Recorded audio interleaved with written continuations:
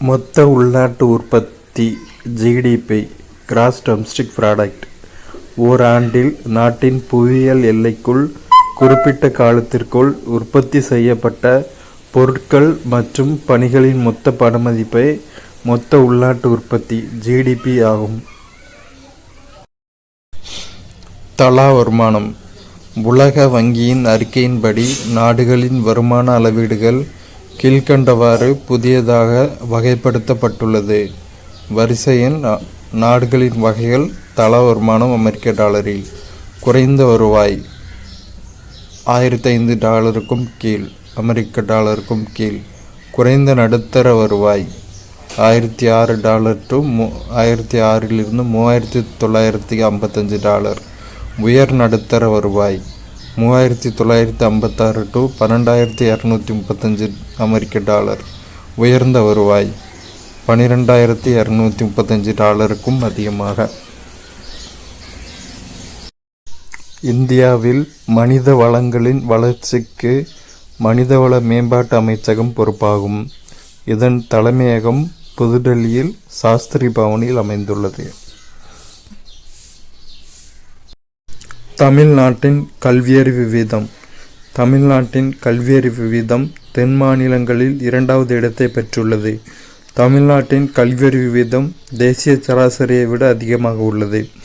தமிழ்நாட்டில் உயர்கல்விக்கான சேர்க்கையானது இந்தியாவில் மிக உயர்ந்ததாகும். தமிழ்நாட்டோட ஆவரேஜ் கல்வியறிவு வீதம் தேசிய சராசரியை விட அதிகமாக இருக்குது. உயர்கல்விக்கான சேர்க்கையானது இந்தியாவில் தமிழ்நாட்டில் மிக உயர்ந்தது. ஏன்னா நிறைய இன்ஜினியரிங் காலேஜஸ், மெடிக்கல் காலேஜஸ் தமிழ்நாட்டில் தான் இருக்குது. புதுப்பிக்கத்தக்க வளங்கள். புதுப்பிக்க இயலாத வளங்கள். புதுப்பிக்கத்தக்க வளங்கள் மாசற்றம் மற்றும் சுற்றுச்சூழல் நலம் காக்கிறது. புதுப்பிக்கத்தக்காத வளங்கள் சூழலை மாசுபடுத்தவும் சேதப்படுத்தவும் செய்கின்றன. இந்த வளங்கள் உருவாவதற்கு பல நூற்றாண்டுகள் தேவைப்படுகின்றன. புதுப்பிக்க இயலாத வளங்கள் உருவாவதற்கு புதுப்பிக்கத்தக்க வளங்கள் புதுப்பிப்பதற்கான ஒரு குறுகிய நேரத்தை எடுத்துக்கொள்கிறது. புதுப்பிக்கத்தக்க வளங்களுக்கு எடுத்துக்காட்டு சூரிய சக்தி, காற்று சக்தி, நீர், மரம், காகிதம். இதெல்லாம் இயற்கையிலேயே ஃப்ரீயாக கிடைக்கக்கூடியது. புதுப்பிக்க இயலாத வளங்கள் எடுத்துக்காட்டு உலோகங்கள், கண்ணாடி, புதைபடிவ எரிபொருட்கள், நிலக்கரி, பெட்ரோல், இயற்கை எரிவாயு, டீசல். புதுப்பிக்க இயலாத வளங்களை திரும்ப யூஸ் பண்ண முடியாது. ஆனால் புதுப்பிக்கத்தக்க வளங்களான சூரிய ஒளி, காற்று சக்தி இதெல்லாம் திரும்ப திரும்ப நமக்கு இயற்கையிலேருந்தே கிடச்சிக்கிட்டே தான் இருக்கும். அதான் வித்தியாசம். இடைக்கால வரலாற்று காலத்தில் இந்தியாவின் டெல்லி சுல்தான் ஃபிரோஸ்ஷா துக்ளக் வேலைவாய்ப்பின்மை சிக்கலை தீர்ப்பதற்காக வேலைவாய்ப்பு அலுவலகத்தை அமைத்தார். வேலைவாய்ப்பு அலுவலகத்தை அமைத்த டெல்லி சுல்தான் ஃபிரோஸ்ஷா துக்ளக்.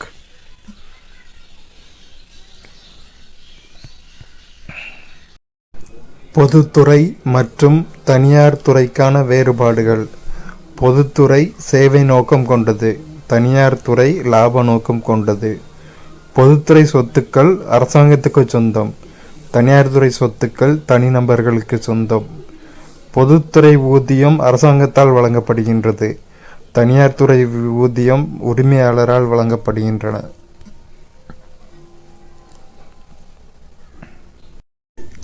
தனது அரசாட்சியில் ஷெர்ஷா சூரி 1540 முதல் 1546 வரையிலான காலகட்டத்தில் குடிமக்களுக்கும் இராணுவத்திற்குமான ஒரு புதிய நிர்வாக முறையை அமைத்தார்.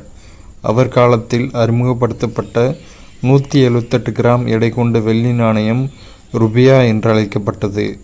அந்நாணயம் முகலாயர், மராத்தியர் மற்றும் ஆங்கிலேயர் காலம் வரை புழக்கத்தில் இருந்தது. Doctor B.R. அம்பேத்கரின் பணத்தின் சிக்கலும் அதன் தேர்வும் என்ற ஆராய்ச்சி கட்டுரையின் அடிப்படையில்தான் இந்திய ரிசர்வ் வங்கியின் அடிப்படை சட்டம் 1934 உருவாக்கப்பட்டுள்ளது. நாடு மற்றும் செலாவணியின் பெயர். இந்தியா ரூபாய், இங்கிலாந்து பவுண்டு, ஐரோப்பிய ஒன்றியம் euro, Canada dollar, Japan yen, சீனா yuan, Saudi Arabia riyal, Australia dollar, Malaysia ringgit, Pakistan ரூபாய், இலங்கை ரூபாய்.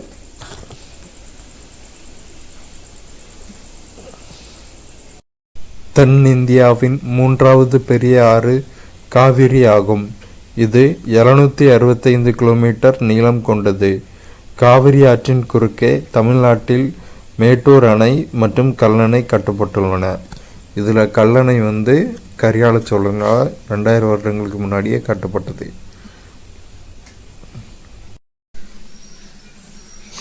நுண்ணீர் பாசன தொழில்நுட்பம். நுண்ணீர் பாசன தொழில்நுட்பம் பாசன நீர் பற்றாக்குறைக்கு நல்ல தீர்வாக விளங்குகிறது. இத்தொழில்நுட்பம் பாரம்பரிய நீர்ப்பாசன முறைகளை விட பயிர்களில் அதிக மகசூல் கிடைக்க வழி செய்கிறது. சீரான கால இடைவெளியில் அளவாக நீர் பாய்ச்சப்படுவதால் உற்பத்தி திறன் மற்றும் நீர் பயன்பாட்டு திறன் அதிகரிப்பதுடன் பணியாட்களின் செலவை கணிசமாக குறைத்து கலை வளர்ச்சியினை கட்டுப்படுத்துகிறது. நுண்ணீர் பாசனத்தின் மூலம் நீர்வழி உரமிடுவதால் உரப்பயன்பாட்டு திறன் அதிகரிப்பதோடு தரமான விளைபொருளும் கிடைக்கிறது. தமிழகம் ஒரு தண்ணீர் பற்றாக்குறை மாநிலமாக இருப்பதால் நுண்ணீர் பாசன திட்டத்தினை அதிக தண்ணீர் தேவைப்படும் விவசாய பயிர்களில் தீவிரமாக செயல்படுத்துவதில் அரசு கவனம் செலுத்துகிறது.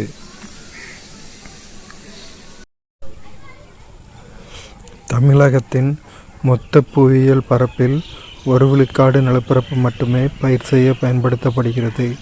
1/4 பகுதி நிலம் தரிசாக விடப்பட்டுள்ளது. ஒரு நிலத்திற்கு நல்ல நீர் வசதி கிடைத்தால் ஓராண்டு காலத்தில் 2 முறை அல்லது 3 முறை பயிர் சாகுபடி செய்யலாம். தமிழகத்தின் வேளாண்மைக்கான நீர் ஆதாரமாக விளங்குவது தென்மேற்கு மற்றும் வடகிழக்கு பருவமழையாகும். ஆகவே தமிழக வேளாண்மை பெருமளவிற்கு நிலத்தடி நீரை நம்பியே உள்ளது. பயிர்களை உணவுப் பயிர்கள் மற்றும் உணவல்லாத பயிர்கள் என இருவகைப்படுத்தலாம். தமிழகத்தின் முக்கிய வேளாண் உணவு பயிர்கள் நெல், சோளம், கம்பு, கேழ்வரகு. உணவல்லாத பயிர்களில் தென்னை முதலிடம் வகிக்கிறது. தமிழகத்தில் வேளாண் பயிர்களின் உற்பத்தி திறன் அதிகரித்து வருவதை சமீபகால ஆய்வுகள் வெளிப்படுத்துகின்றன. உலகிலேயே மெக்சிகோ அமெரிக்க ஐக்கிய நாடு இடையேயான இடப்பெயர்வு பாதையே 2010ஆம் ஆண்டின் மிகப்பெரிய இடப்பெயர்வு பாதையாகும். உலகிலேயே நீண்ட தூரம் இடம்பெயரும் பறவை ஆர்க்டிக் டென் பறவையாகும்.